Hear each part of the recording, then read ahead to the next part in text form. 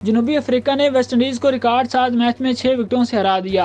जनूबी अफ्रीका ने वेस्टइंडीज को दूसरे टी20 में शिकस्त देकर कई रिकॉर्ड अपने नाम कर लिए। जनूबी अफ्रीका ने 259 रन का हदफ हासिल करके टी20 इंटरनेशनल का नया वर्ल्ड रिकॉर्ड बनाया। इससे कबल ऑस्ट्रेलिया ने न्यूजीलैंड के खिलाफ 244 रन का हदफ कामयाबी से अबूर किया था। सेंचुरियन के सुपर स्पोर्ट्स पाकमैन दोनों टीमों की जानब से धुआंधार बैटिंग में देखने में आई और टी20 इंटरनेशनल में पहली मरतबा मजमूई तौर पर 500 से ज्यादा रन बने। दोनों टीमों के दरमियान मजमूई तौर पर 517 रन बने। जनूबी अफ्रीका का 259 रन के हदफ का असूल हर तरह की टी20 क्रिकेट का कामयाब तरीन हदफ का ताकब है, जिसमें फ्रेंचाइज क्रिकेट, डोमेस्टिक क्रिकेट और इंटरनेशनल क्रिकेट सभी कुछ शामिल है। इसके अलावा वेस्टइंडीज और जनूबी अफ्रीका के दरमियान मैच में सबसे ज्यादा छक्कों का रिकॉर्ड बन गया। मैच में दोनों टीमों ने मजमूई तौर पर 35 छक्के लगाए और इससे कबल 2022 में बुल्गारिया और सर्बिया के मैच में 33 छक्के लगे थे। वेस्टइंडीज ने अपनी इनिंग में 22 छक्के लगाकर एक इनिंग में सबसे ज्यादा छक्कों का रिकॉर्ड भी बराबर किया। वेस्टइंडीज ने अफगानिस्तान के खिलाफ 22 छक्कों का रिकॉर्ड बराबर किया। मैच में मजमूई तौर पर रिकॉर्ड 394 रन चौकों और छक्कों की मदद से स्कोर हुए। इससे कबल एक मैच में बाउंड्री से सबसे ज्यादा रन 344 बने थे।